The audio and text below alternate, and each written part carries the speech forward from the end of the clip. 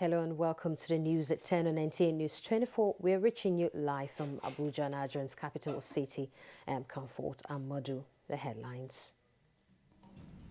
Nigeria takes delivery of more than 170,000 doses of Johnson & Johnson COVID-19 vaccine. The balance of the vaccines will be delivered over the coming months. Nigerian Center for Disease Control and CDC warns against more outbreak of cholera. We need to educate our people. We need to encourage our state governments to invest in water distribution and really raise this with your support up the agenda. National Drug Law Enforcement Agency, NDLEA, apprehends a local illegal gun manufacturer and 3 bandits with AK-47 rifles. Definitely, this may not be the only manufactured weapon. We just chanced on this one. After 5 days in captivity, Niger State Commissioner of Information and Strategy regains freedom.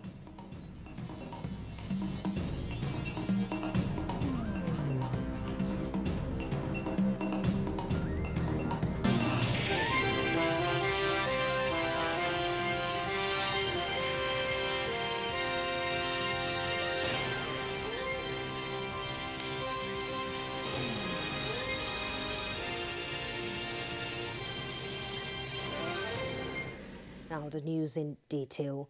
31,425 infections and 816 deaths already recorded across the country. Director General of the Nigerian Center for Disease Control, Chikwe Ihekwazu, is warning all that the cholera outbreak is killing more Nigerians than COVID-19 due to non-adherence to health regulations. The epidemiologist spoke at the weekly executive briefing of the press at the presidential villa in Abuja, organized by the presidential media team headed by Femi Adesina, special advisor to the president on media and publicity. 22 states, he says, are currently experiencing outbreak of cholera, and there is the urgent need for every individual and households to ensure cleanliness and sanitation. For increased investments in wash infrastructure. What do I mean by wash infrastructure? Both among the rich and the poor, we are in trouble. We used to have water reticulation systems in our cities. Now, every middle-class household in Nigeria relies on a borehole. Boreholes have intrinsic challenges. The poor rely on water fetched from downstream when someone is defecating upstream into the same stream. So we need to educate our people. We need to encourage our state governments to invest in water distribution and really raise this with your support up the agenda in the press, in the media, among our politicians as we go into the next election cycle in Nigeria. So really, cholera is a massive problem. We have outbreaks in 22 of the 36+1 states in Nigeria have ongoing outbreaks right now. And we need to save those lives as much as we need to save the lives of people with COVID. Dr. Ihekwazu advised the people to avoid open defecation, maintain good and proper hygiene, such as washing hands regularly, coughing into elbow, and regular house and environment cleaning. Nigeria will roll out the second phase of vaccination against COVID-19 on Monday, 26th of this month, with Minister of Health Osage Henry expressing optimism that it will stem the spread of the Delta variant in Nigeria. State House correspondent Jide Ondifade reports that the optimism is further boosted with the arrival of over 100,000 of the Johnson & Johnson vaccines in Nigeria. Minister of Health Osage Henry leading the Directors General of agencies under the ministry to the weekly executive press briefing at the State House, organized by the presidential media team. They all take turn to brief the press on the role of their agencies in response to the coronavirus pandemic in the country and the outbreak of the Delta variant which cases of infection are on the increase day after day. They also speak on the second phase of the vaccination scheduled to begin next week. We have to use stringent review of the approved vaccines. Once we approve them, that doesn't mean we're going to just take them when they come. They come with information. We take samples at the airport, cold room, and we analyze in our lab. Because we want to be sure that what we read in the dossier actually matches what we are testing. Also expecting the AstraZeneca vaccine. Our plan is that for those who have gotten the first dose of the AstraZeneca vaccine during the first phase, there will be doses available to take their second shots in the next few weeks. Please make sure that you take the AstraZeneca vaccine if that is what you took for the first dose. If you took first dose as AstraZeneca, please take the second dose as AstraZeneca. And if you're going to take Moderna as your first dose, also take it as your second dose. Do not be concerned that you may not get the second dose of the AstraZeneca. Please do not mix and match the vaccines. In the past few weeks, the number of infections have been on the increase on a daily basis. In terms of individuals, it's not news to any of us that many of us have dropped those critical measures that we need to carry out. We see events happening all over the country. We see very few people wearing masks. The consequences will be obvious, unfortunately, unless we go back to some of these restrictions. So it's a moral question. I'm telling the young people that this is not a time when everybody else is rising to defend their country. You say you are going on strike. Whatever it is, the reason, some of them just, some of them don't look so just, some of them easily can be solved, others are not easily solved. It's not a time to say we are going on strike. We are with you. We are also your professional colleagues. We've been through residency. We know where you stand. It's a national call for us to come up in arms. Let us work together, solve this problem, save lives. 80% of the infections are of the Delta variant, and the ministry says Nigerians must observe the regulations as signed by President Muhammadu Buhari, a measure against the spread of COVID-19 pandemic. In the State House, Jide Onifade, NJ News. Meanwhile, the Executive Director, National Primary Health Care Development Agency, Dr. Faisal Shaib, has confirmed that the newly arrived Johnson & Johnson vaccine is a direct purchase by the federal government through the African Union program. Olusegun Adiagbo has details of this report. Nigeria, Africa's most populous country, is grappling with the third wave of COVID-19. This is evident in the high number of cases it has been recording at this time. Not quite 2 weeks after the country took delivery of 4,080,000 doses of Moderna COVID-19 vaccine from the United States government, it is once again taking delivery of the first batch of the Johnson & Johnson COVID-19 vaccine out of the expected 29,850,000 doses. This is to allow the country ramp up its vaccination program as efforts to mitigate the third wave of the pandemic intensify. In view of the Johnson & Johnson being a single-dose vaccine, the National Primary Health Care Development Agency boss, Dr. Faisal Shaib, says getting the vaccine to the people at the rural communities is central in its administration plans. This is because these are the people who may find it difficult to leave their homes to the health facility for the second dose after taking a first one. The target is to deliver almost 50 million vaccine before the end of December 2021. Partners in the management of COVID-19 in Nigeria say since equitable access to safe and effective vaccines is critical to ending the coronavirus pandemic, people must avail themselves of the provision to get vaccinated. These vaccines are safe and effective and will be the game changer. Religious leader, a traditional leader or a governor is to encourage all your people to take the vaccines as quickly and as timely as is possible. Nigeria awaits the arrival of more doses of the Oxford AstraZeneca vaccine, Moderna, as well as the Johnson & Johnson as time goes on. In Abuja, Oluseyi Adiagbo, NTA News. And still on health, the Nigerian Center for Disease Control and CDC has announced 753 new cases of COVID-19 in Nigeria within the last 24 hours. The breakdown of the new cases from 14 states indicates that Lagos State tops the daily statistics with 364 new cases. Akwa Ibom recorded 141, Oyo 74, Rivers 46, Abia 38, Ogun 24, Kwara 20, FCT 12, Ekiti 10, Delta 9, Edo 6, Plateau 5, Imo 3, while Bayelsa has 1 case. With this development, Nigeria now has 180,661 total confirmed cases of COVID-19, out of which 166,560 patients were treated and discharged, while the death toll is now 2,200. Away from health, the federal government is fostering partnership and collaboration with state governments for the implementation of the National Water Supply and Sanitation Policy. Joshua Ojiso reports that Gombe State government is currently in the lead with the signing of a memorandum of understanding for the rehabilitation and upgrade of the Gombe Regional Water Supply Scheme.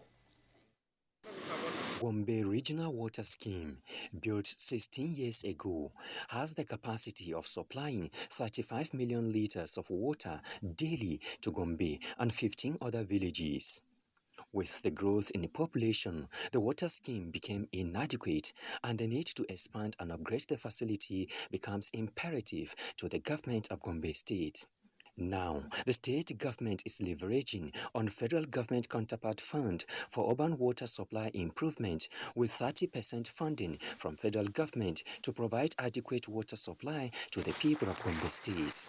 We seize the opportunity to get the support of the Federal Ministry of Water Resources to see how we can jointly, improve and add more network and supply potable and hygienically treated water to the people. In addition to that, we recently got a World Bank approval of $700 million under the Soil Wash Progress Sustainable Urban Rural Water Supply, Sanitation and Hygiene Program, which is also going to involve quite a number of states. There are 7 Tier 1 states that are going to get a financing of $50 to $60 million for their urban water supply schemes. With the Memorandum of Understanding signed between the Federal Ministry of Water Resources and Gombe State Government, the people of the state are hopeful that it will translate to improved water supply for the city center and environs. In Abuja, Joshua Ojito, NTA News. Niger State Commissioner for Information and Strategy, Mohammed Sani, who was kidnapped in the early hours of Monday, the 8th of this month, at his country home in Babatunga, Tafa local government area of the state, has regained freedom after 5 days in captivity. A statement issued by a member of his family, Ado Ada, who appreciated Almighty Allah for the safe return of the commissioner, said his timely and safe return was based solely on divine intervention and family efforts, as no ransom was paid. A statement also adds that the commissioner has since been reunited with his family after receiving medical attention, and thank all those who stood by the family during their trying period. Access Bank is providing grants worth millions of naira to business-oriented members of the National Youth Service Corps across Nigeria's 6 geopolitical zones. Oluseyi Adiagbo reports that the grant prize winner, James Harmony, won ₦1 million, while others were honored with consolation cash prizes of more than ₦2 million during the final business pitch at the Abuja orientation camp in Kubwa. It is a business competition tagged Entrepreneurial, organized by Access Bank to encourage and reward serving corps members who desire to become entrepreneurs. After the submissions of business proposals, 10 best corpers were selected to defend their work, and the best 3 were then selected as winners. honey. 22-year-old Jens Harmony, a graduate of civil engineering from the University of Technology, Owerri, has raised bees for the production of pure honey for a while. But like most startups, finances has been a bottleneck. The opportunity provided by Access Bank PLC changed his story when he emerged overall best and winner of 1 million naira. With 77.6%.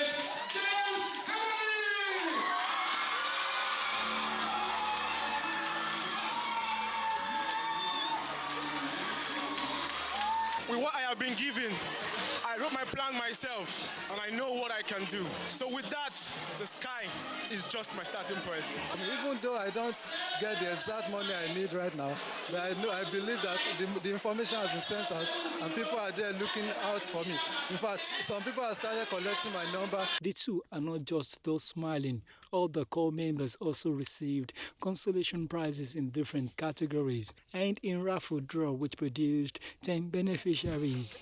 Access Bank PLC says beyond giving back to its host communities, the concept targets building a better future for Nigeria, and its partners are appreciating the initiative. We are doing this all across the country, and we believe that by so doing, we'll be able to give a better future to our country and to our youth, because when they do well in their businesses, they can employ more people, and that is how the economy grows. We are elated that we have a veritable partner in Access Bank through the program of Accesspreneur to empower core members so that they can go into the wider Nigerian world without looking for jobs. With this financial support and continuous mentorship, the expectation of all is to see the winners of the Accesspreneur competition run profitable businesses which will positively impact lives and boost Nigeria's economy. In Abuja, Oluseyi Adiagbo, NTA News. I guess congratulations are in order. The news at 10 is reaching you live on NTA News 24. Still ahead. The role of Nigerian youths resonates at summit.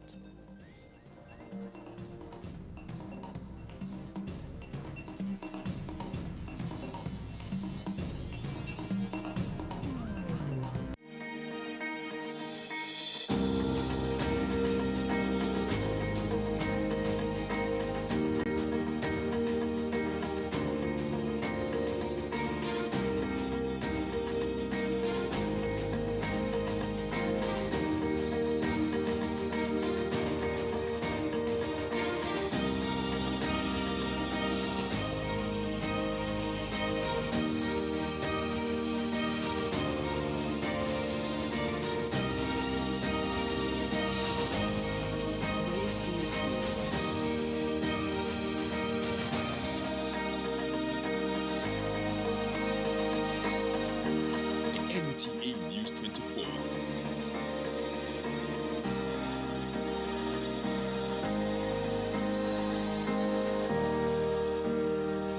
Thanks for staying tuned to the news at 10. The National Assembly has approved extra budgetary funding for modernized equipment to enhance the firepower of the armed forces of Nigeria.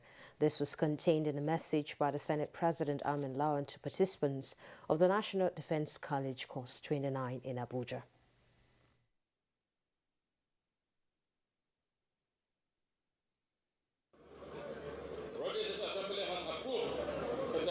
Funding for modernized equipment to enhance firepower, counter-improve explosive devices, intelligence, surveillance, tactical policing, reconnaissance, and also communication. Some major advances at the National Defense College in the past year. This includes the upgrade of the Center for Strategic Research and Studies. The college also upgraded the equipment at its medical center to cope with growing demands.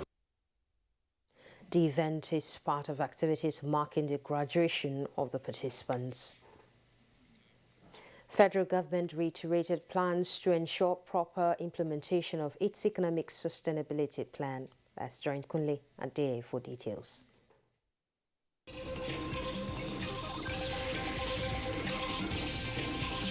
The 2.3 trillion naira economic sustainability plan was rolled out by the federal government to cushion the effect of COVID-19 on the economy.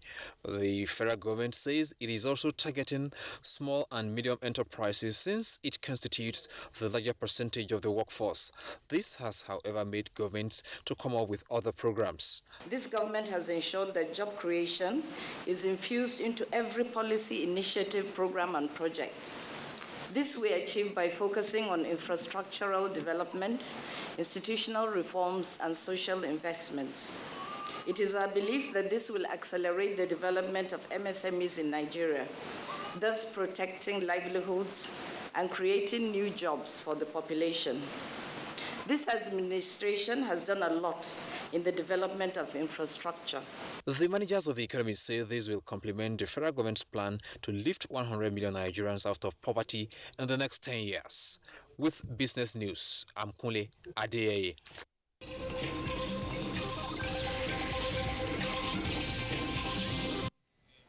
The Surveyor General of the Federation, Taiwo Samuel Adeniran, says there are a lot of opportunities in the surveying industry that are yet to be discovered by practitioners.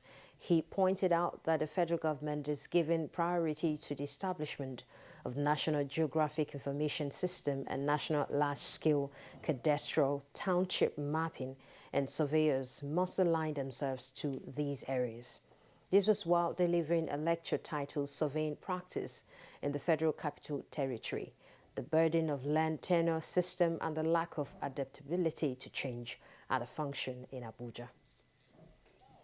A new report indicates that 156 criminals have been eliminated by Nigerian troops in different operations in the country within the last 2 weeks. Defense correspondent Ismail Musa reports that this was disclosed at a periodic briefing by the Defense Media Operations in Abuja. The operations led to the neutralization of 27 Boko Haram and ISWAP fighters, arrest of 51 Boko Haram and Islamic State of West African Province terrorists. It is another Thursday. The coordinator of Defense Media Operations is here with compilation of achievements of the gallant officers and soldiers on the field between 29 July and 12 August 2021. The intensity of joint armed forces operations in different locations compelled some terrorists to surrender. No fewer than 1,000 terrorists and their families, comprising adult females, children, surrendered to own troops at different locations in the northeast. Notable among them are the notorious Boko Haram terrorist bomb expert named Musa Adamu, aka Mala Musa Abuja, and his deputy. Several airstrikes by the air component of Operation Hadarin Daji and its ground troops successfully smoked bandits from their hideouts in parts of Zamfara and Katsina states. The airstrikes resulted in destruction of bandit structures, neutralized no fewer than 123 bandits, and also the destruction of their logistic facilities, and particularly one of their leaders, Halil Utubali. At the waterfronts, troops of Operation Delta Safe conducted several anti-illegal oil operations in the south-south, leading to the activation of illegal refining sites and recovery of arms. From the defense headquarters in Abuja, Ismail Musa, NTA News. And we hear that 11 hostages, including 5 children, have escaped from bandit camps in the outskirts of Kaduna. This follows intense security operations that dislodged many of the bandits from their camps, leaving them in disarray. A statement by the Commissioner of Internal Security and Home Affairs, Kaduna State, Samuel Aruwan, says the 11 escapees consist of those kidnapped from Dumbin Ruga, Zaria, and some others abducted along the Kaduna-Zaria Highway. Similarly, troops of Operation Safe Haven have rescued 2 kidnapped victims around Kriti Village, Jama'ah local government area. Governor Nasir Ahmed El-Rufai expressed satisfaction with the development, commending the troops for degrading impacts of the onslaught on bandits' hideouts. Still on security, the National Drug Law Enforcement Agency says it has apprehended a local illegal gun manufacturer and 3 bandits with AK-47 rifles in its routine stop and search operations in different parts of the country in the past week. Chairman of the agency, Mohamed Buba Marwa, told newsmen that the NDLEA is handing over the suspects to the appropriate authorities for further investigation. Nigeria's fight against illicit drug trafficking seems to be enjoying increased momentum, and with it, more inroads into the labyrinth of crime and criminality. While the lenses have been trained on drug busts in different parts of the country in the past week, the dragnet has uncovered a disturbing competence that may not be far from the center of the nation's unending battle to put insecurity under control. And a fabricated high-caliber G3 rifle was discovered with 78 rounds of live ammunition of 7.62 caliber and 5 empty shells of some caliber. Definitely, this may not be the only manufactured weapon. We just chanced on this one.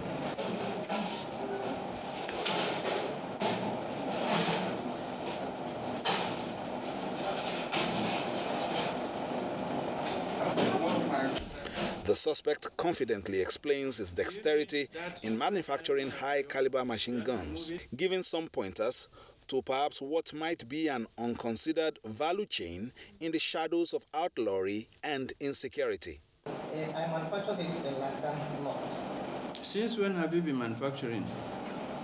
It's not that I have the talent right from my childhood. 3 bandits armed with AK-47 rifles on their way from Igabi local government of Kaduna State to Kankara local government in Katsina State for another devilish mission were intercepted. Locally made small arms and light weapons and their distribution across the country remain a sore point of the nation's quest to solve its security challenges. In Abuja, Fisayo Gunfuyi, NTA News. What should be the role of Nigerian youths in building a country of their dreams? This is the focus of the Nigerian Youth Summit held in commemoration of the International Youth Day. Ekene Ndulue reports. It is estimated that youths make up 60% of the Nigerian population. Available data show that out of this figure, 13.9 million youths are unemployed. Experts say the situation is a recipe for insecurity and poverty. Channeling this youth population towards development of the nation is the reason for this gathering. We are calling on Nigerian youth to involve themselves more in agriculture, and we're also asking government to give an enabling ground where Nigerian youth will see agriculture as a viable cause, as a viable business, the way people are going to oil and gas. For us to achieve that dream, we have to de-emphasize our fault lines. What are the fault lines? Ethnicity, religion. The gathering identified gaps in skills and entrepreneurship development in the country, but urged youths to seek self-development. The era where youth should begin to hope and desiring and hope and be waiting for government to provide jobs is over. It is time for the youth to begin to create an initiative to create employment. And we have too many people who graduate from school without employment. So we need to begin to build young people to understand the value of skills. Those who have talent, God-given talent, how can we develop them? Key players in youth development further advised youths to remain patriotic and committed to issues that enhance security and corporate existence of Nigeria. In Abuja, Ekene Ndulue, NTA News. News at 10 is broadcast live on NTA News 24. Still up ahead. Heads of finance in the NTA strategize for enhanced use of technology.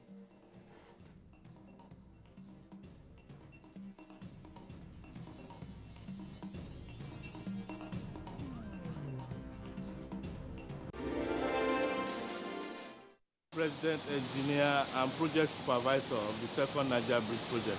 The second Niger Bridge